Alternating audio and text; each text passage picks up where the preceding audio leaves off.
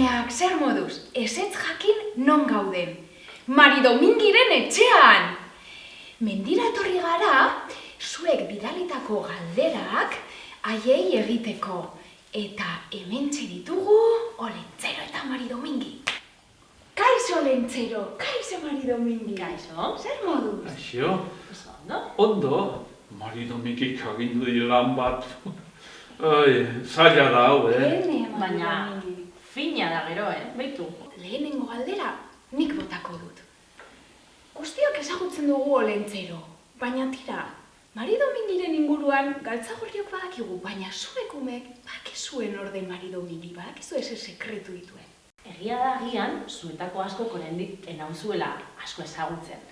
Ni hartzaina naiz, eta mendiz mendi ibiltzea gustuko dut ardiekin, ez dakizue zelako gazta ederra egiten dudan esne horrekin. Eta gainera mendiz mendi nabilenean, izakiekin, basoko izakiekin hitz egitea oso gustuko dut. Basa jaun, basoko zaindariarekin, txoriekin, lamiekin, hartzak, otxoak, denak dira hain jatorrak, baina badut lagun min bat, hori nire sekretua da, Anbotoko Mari. Lagun minak gara eta askotan elkartzen gara mendietan, Olentzerok ondo daki hori. Olentzero eta biok, elkarren ondoan bizi gara, ez da? Bere etxea, hemendik oso hurbil dago, eta askotan etortzen da, nire etxera, edo ni berera, elkarrekin egotera, oso lagunak gara baita ere. Eta maite dugu, auzolanean egon, auzolanean elkar lagundu, eta bakoitzak dakiena eta duena, konpartitzea. Batez ere zu epela. Noski baietz, sua baldin bada, dena da, politagoa. Eta egia da orain arte, duela gutxi arte naizela jaitsi zuekin egotera, baina erabaki hartu nuenetik, enaiz damutzen. Arabakume jatorrak ezagutu ustean, beti etorriko naiz. Eta nolako laguntza gainera? Elkarrekin, dena da politagoa. Bai. Olentzero gehiago ezagutzen dugu, baina tira, ziur sekreturen bat hortik gordeta izango duzula, ez da Olentzero? Sukurratuak. Bueno. Bai, gauza bat esango dizuet. Begira, ez dakizuela zergatik etortzen garen beti neguan. Ze galdera zaila, neguan hotz egiten hasten delako, eta zerrek hartzen dute Mari Domingi eta Olentzero. Ikatza. Eta ikatza zertarako da? Musua zikintzeko, Olentzero nahiko zikina dauka. Sua egiteko eta etxeak berotzeko, horregatik neguan etortzen gara. Baina Olentzero eta Mari Domingi nola dakiten neguan noizten?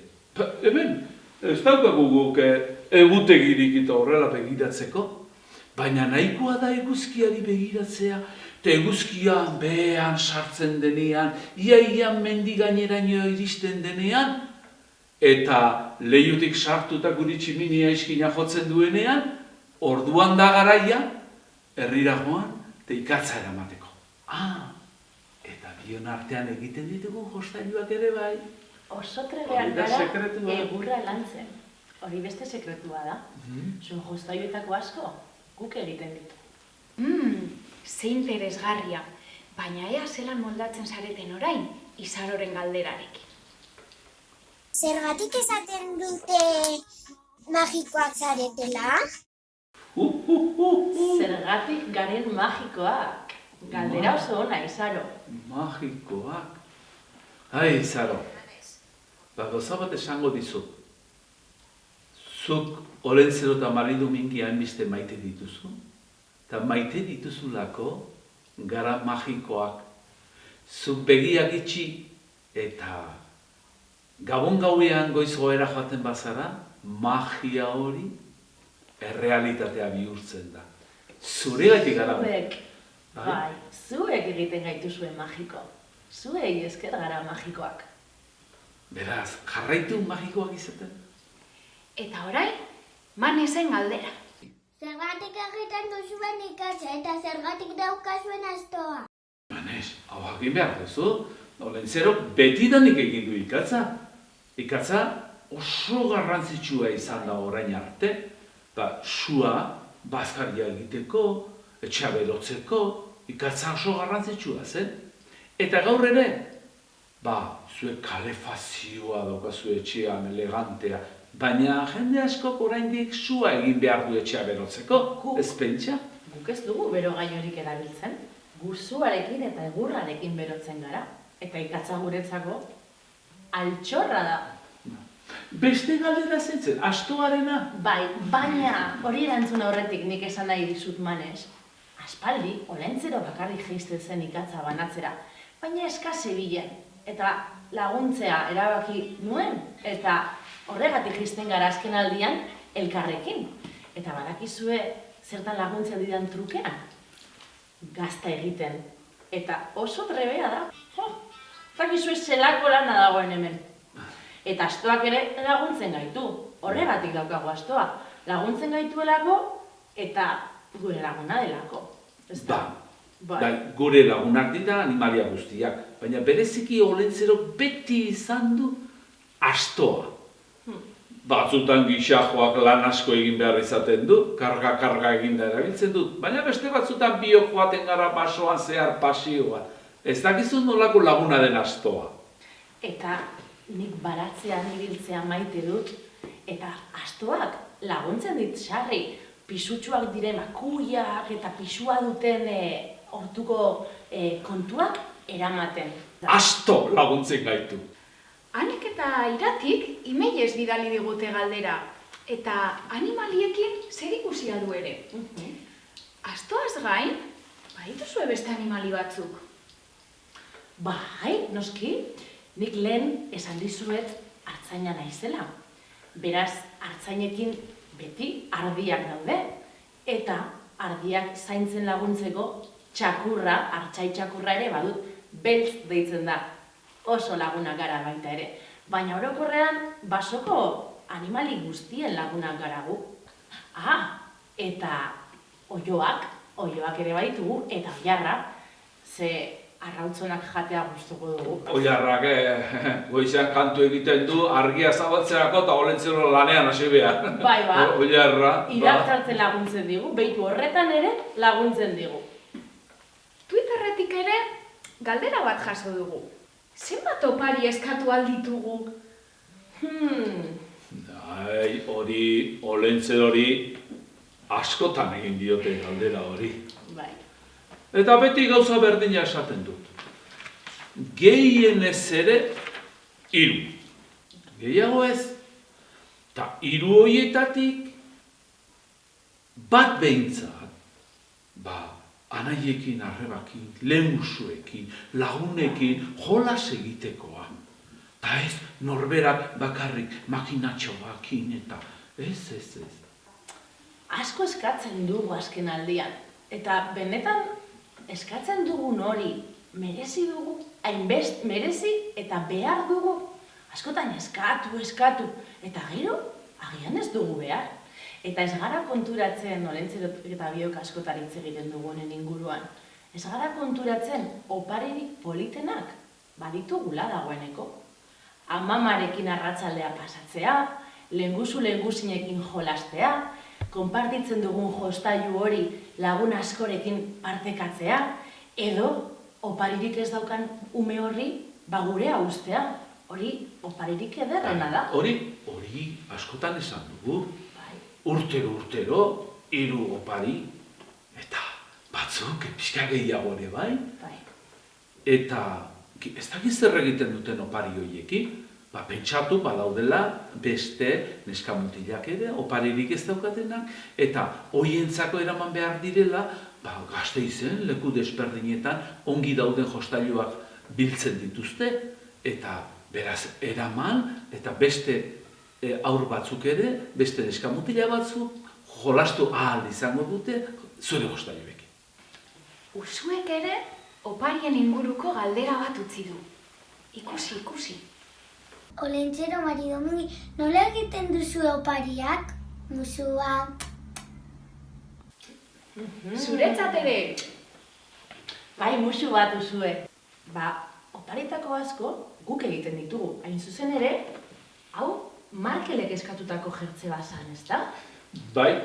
Okerrez banago. Uste dut kolore hori asko gustatzen zaiola. Bai, hori izaten zigun gutunean. Gero, egurra lantzen ere abilak gara eta egiten ditugu opari asko.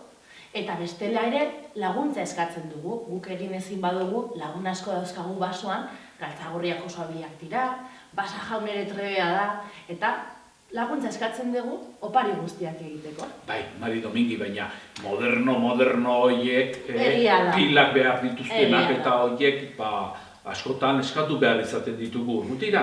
Bai. Horretarako daukagu txokolate hori edo, noa, txokolate deitzen da? Tableta. Tableta entzun dut eta tableta. niretzako tableta da txokolate. Hortik Bai. eskatzen ditugu jostailu berria. Egia da, modernizatu gara ere bai. Claro. Eta egin ezin duguna, saiatzen gara ahal duguna guk egiten. Eta ezin duguna eskatzen dugu. Eta odeiak edo ekartzen digu, odeia esaten da, ez? Odeitik joaten da eskaria eta gurera dator. Beinatek eta Aitorrek oso ondo pasatzen dute elkarrekin. Baina kezkatuta daude. Izan ere, jakin nahi dute, ea astoak zelan eramaten dituen opariak. Ea ikus dezagun. Hola, yo Mari Domingi, pero no la maten duan beste. Bravo, no nera oso beste opariak. Nola eramaten dituen astoak? Pixkanaka. Baina urte osoa daukagu jostailuak eramateko leku batetik bestera. Bai. Astoak ondo kargatzen dugu gisa joak. Baina ez dena batera. Tarteka eta gainera oso ondo elikatzen dugu. Jaten ditu intxaurrak, jaten ditu patatak, ardiak, oso ondo elikatuta dago eta horrek indarra ematen dio, horrek laguntzen dio, baina berak ez darama guztia guk ere laguntzen dugu eta tartekatzen ditugu eguna, eskaragatzeko gehiegi eta esnekatzeko gure laguna da eta zaindu behar dugu. Behar bada, pentsatzen dute, gau hortan bertan, asto baten gainean kargatzen ditugula. Horik ez dugu egiten, hori astakeria litzateke. Hain zuzen ere. Egiten duguna da, astoa hartu urte osoan, hirira jesten ditugu, eta hirian dauzkagu leku desberdinak ondo kokatuta, eta hangoaz, pilatzen opariak. Gero eskatzen dituzuenean, hirian bertan, tranbiare badaukago eramateko, ez da behar asto. Eta azken errekauak egiteko, badakizu ez erabiltzen dugun. Niri asko gustatzen zait. Bizikleta. Hola, jun basareanean harin, bizikleta hartu, eta joten gara azkenengo gauzak hartzea. Aiora eta Malen etxeko sofan daude goxo-goxo esegita. Eta oparien inguruko zalantza badute. Ea Gure galdera da, non gordeten dituzue, hainbeste opariak. Aiora eta Malen, orain dela gutxi kontatu du, baina esango dizuen nola egiten dugun. Urtean zehar, pixkanaka, jesten ditugu Gasteizeraino, hiriraino. Eta hirian leku desberdinetan, olako sala handi batzuk ditugu gure opariak gordetzeko. Eta eguna iristen denean, eta zuen opariak kontutan eukita, hartzen ditugu behar ditugunak, eta tranbian edo mila eretara, batez ere galtzagorriak lagunduta, joaten gara, etxe guztitara, zuen opariak eramatera. Esan ere, elurra egin dezake horretan, eta ez genuke nahi horregatik zuek oparirik gabe geratzea, orduan bagoaz poliki herrietara eramaten, eta horrela prest daude egun horretara. Hori da, Mari Domingi, ondo esan duzu bai. Ribabellosatik ere galderak heldu zaizkigu. Ona, Izaro eta Irunek bidalitakoa. Gure galdera biontzat da. Nola banatzen dituzu opari guztiak gau batean? Egia da ere, Irati oso kezkatuta dagoela honekin, eta imeia bidali digu. Bera, dorre altu batean bizi da, pisu altu batean. Eta jakin nahi duea, nola helduko zaizkion opariak tximiniarik ez badu? Garrantzitsuena da, lo egotea. Lehen esan dugu magiarena, hortxe dago magia. Lo bazaudete, eta sinisten baduzue Olentzero eta Mari Domingirengan, oparia iritsiko dira. Pentsatu, galtzagorriak ere, hegoak dituztela, eta tximiniarik ez badago atetik berdin sartzen gara. Urko Lafuentek mugikorretik audio bat bidali digu, eta hauxe da bere galdera. Galdera hau izango da, zenbat laguntzaile ditu Olentzero. Hola, konta ezinak dira ditugun laguntzaileak, eta ez zenukete asmatuko zeinen hurbil dituzuen asko. Ezagun asko gure laguntzaileak dira ere bai. Ezingo genuke lan guztia guk bakarrik egin. Laguntzaile asko ditugu eta zuen gertukoak dira horietako asko. Galtzagorriok ere galdera batzuk prestatu ditugu Olentzero eta Maridomingiri egiteko. Eta gure etxetik ekarri ditut. Olentzero eta Maridomingi. Zeintzuk dira zuen abestirik gustokoenak? Hori Olentzerori galdetzea, da Olentzeroren abestia, horra.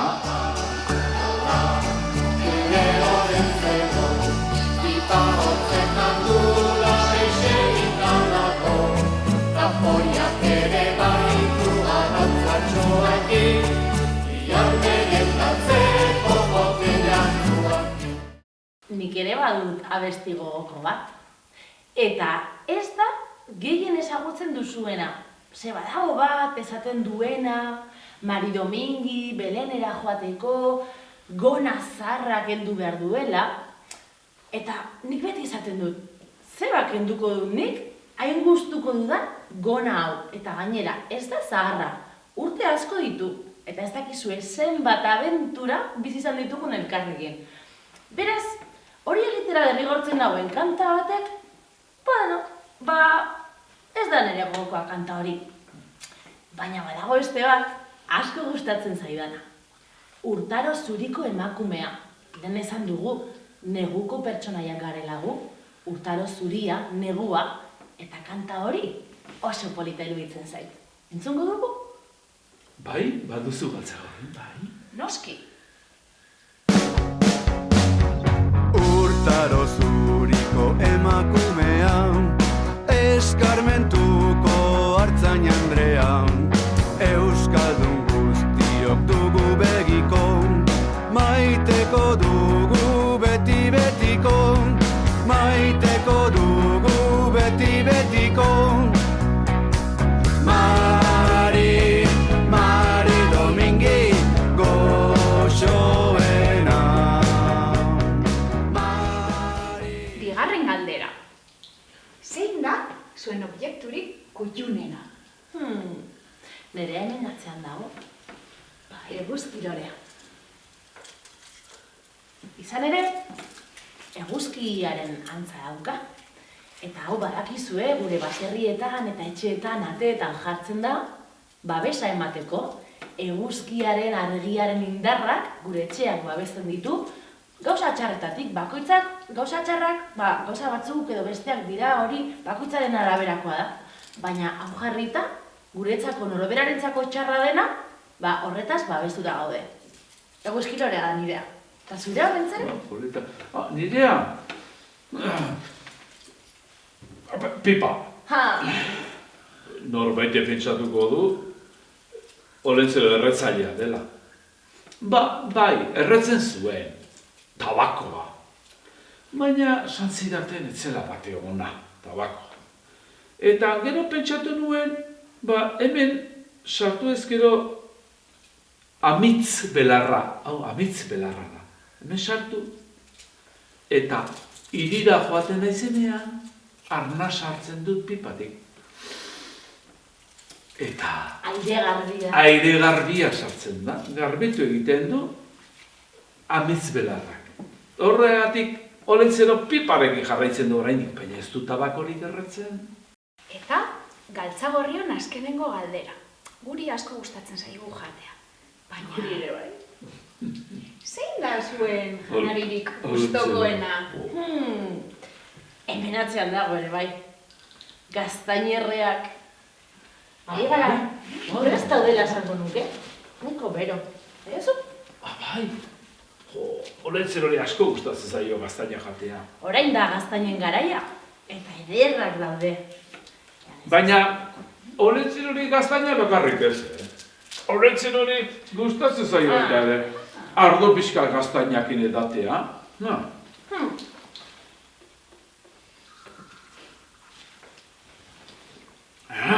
Goxua dau. Mai arduzo pixka. Gero dizut. Orain ez, gero. Irunek gauza gehiago jakin nahi ditu. Ea ba. Zer gustatzen zaizu gehiago? Txokolatea eta esnea edo whisky kopa bat? Beto, olentzer hori gabonetan gehien gustatzen zaiena da konpota. Kanelakin, ardoarekin egitakoa, konpota. Eta gero, turroiari gustatzen zaio. Turroi biguna, gorra, agina, baina turroi biguna pixka bat. Eta whisky taulakorik ez, lan asko egin behar da, Niri egia esan esnea eta txokolatea oso gustuko ditut esnea eta txokolatea. Eta whiskia ez, baina ardoeroa, hola tarteka, etxeren batean topatzea ere gustuko dugu. Julenek eta Lorek bidali digute. Ea zer esaten dute. Kaixo Lentzero, Gabonetako arbona jarri dugu eta etorri nahi duzunean. Claro, joango garela. Eta musu handi bat zuentzako ere, Julen eta Lore. Oso gutxi falta da. Bai, Berehala. Eskuko behatzakin kontatu daitezke zenbat egun falta diren. Badakizu zer egin behar duzuen? Eskutitza ez baduzue idatzi. Nahi baduzen Mari Domingiri bidali. Guk irakurriko dituko bion artea. Edo olentzer hori, nahi duzuen bezala. Eta berehala pasatuko dira egunak. Eta horri izango gara. Egon lasaik, joango gara urten ere eta... Prest gaude dena prestatzen, zuekin egoteko, hemendik oso gutxira. Laster arte! Horri izango gara. Agur!